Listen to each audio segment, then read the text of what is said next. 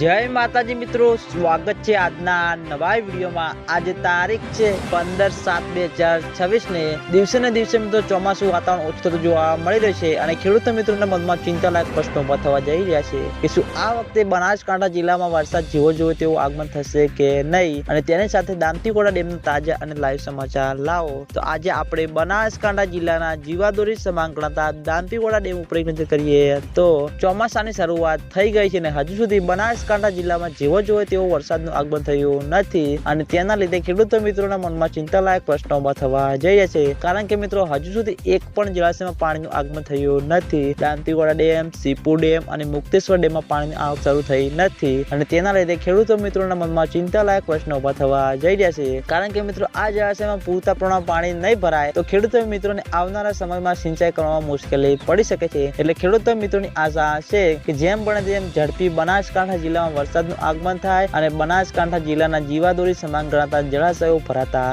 થાય। તો મિત્રો આજના વિડીયોમાં આટલું હતું। તમે બધા અમારી ચેનલ ઉપર નવા હોય તો વિડીયોને લાઈક કરી દેજો, કોમેન્ટ કરી દેજો અને ચેનલને સબસ્ક્રાઇબ પણ કરી દેજો। તો મિત્રો જય માતાજી।